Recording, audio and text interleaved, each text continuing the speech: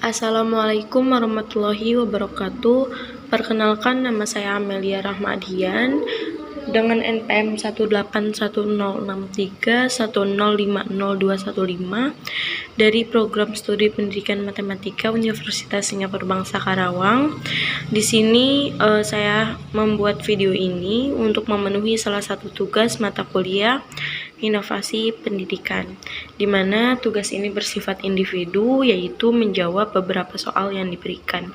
Berikut adalah pembahasannya. Langsung aja kepada nomor 1, uraikan komponen inovasi kurikulum berbasis keterpaduan yang saling berkaitan. Jadi dalam kurikulum berbasis keterpaduan ini terdapat 3 subsistem, di mana subsistem pertama yakni subsistem masukan adalah siswa.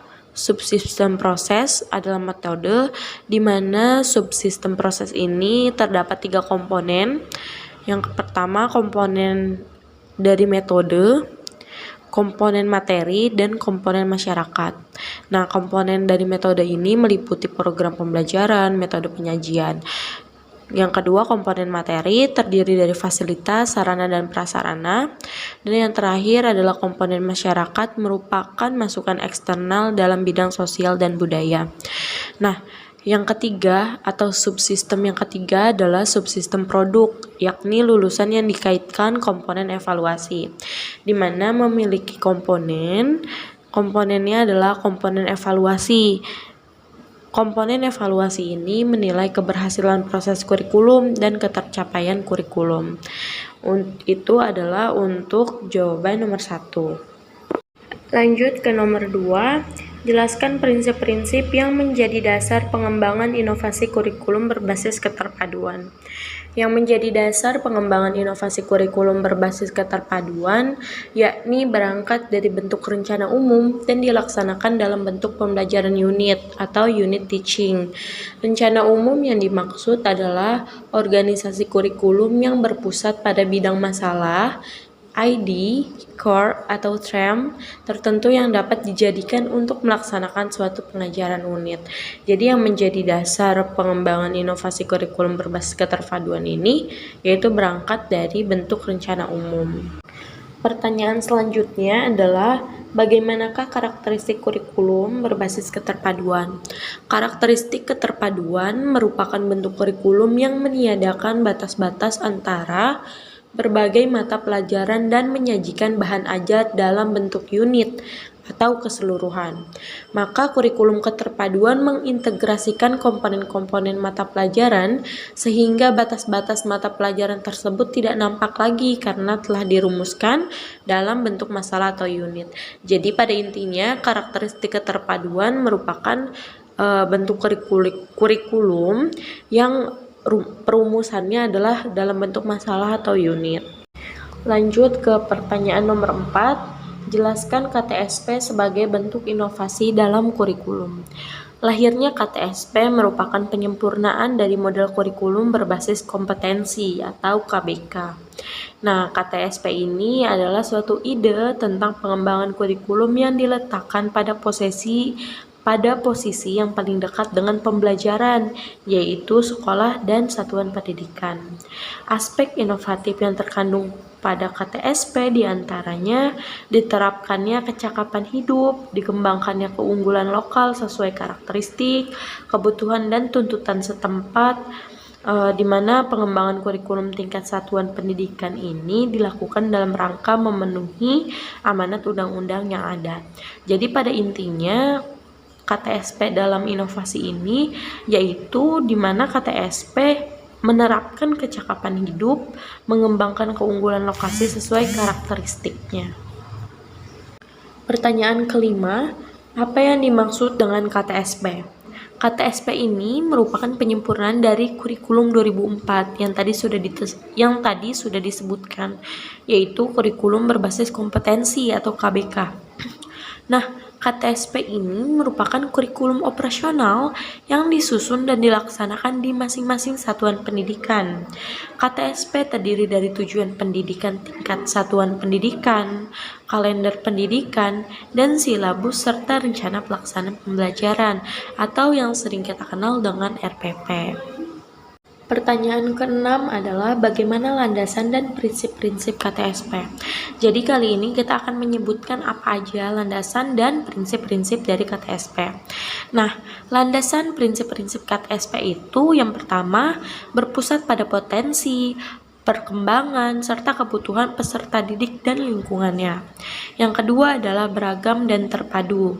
Yang ketiga, tanggap terhadap perkembangan ilmu pengetahuan, teknologi, dan seni. Dan landasan prinsip-prinsip yang terakhir adalah relevan dengan kebutuhan kehidupan.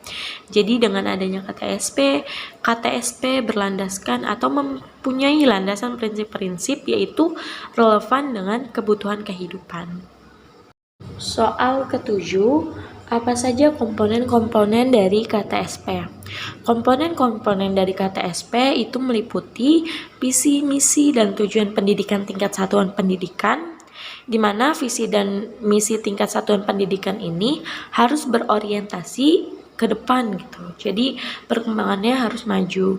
Nah, komponen-komponen dari KTSP yang kedua adalah struktur dan muatan KTSP, di mana struktur dan muatan KTSP pada jenjang pendidikan dasar dan menengah yaitu meliputi 5 kelompok mata pelajaran. Yang pertama, mata pelajaran agama, mata pelajaran akhlak mulia, kelompok mata pelajaran kewarganegaraan dan kepribadian, kelompok mata pelajaran ilmu pengetahuan dan teknologi, kelompok mata pelajaran estetika, kelompok mata pelajaran jasmani, olahraga, dan kesehatan.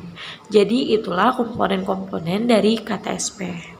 Pertanyaan ke-8, bagaimana pengembangan KTSP?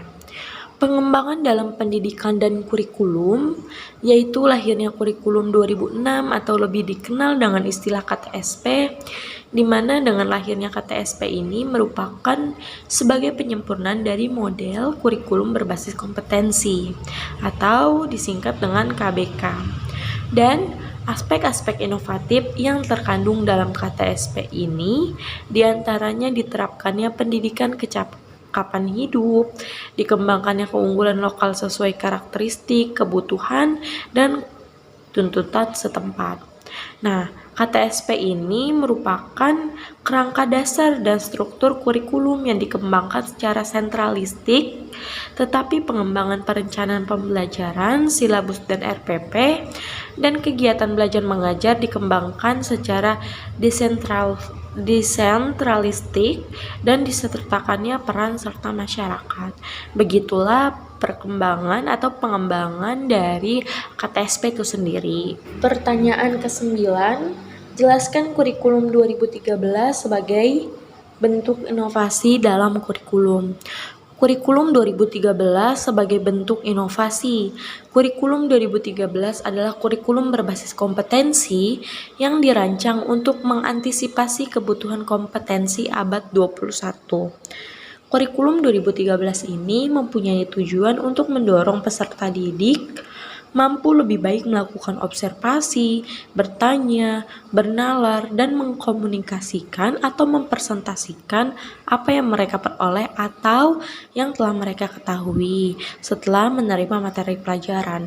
Artinya, dengan adanya kurikulum 2013 ini ingin membentuk peserta didik menjadi peserta didik yang lebih aktif.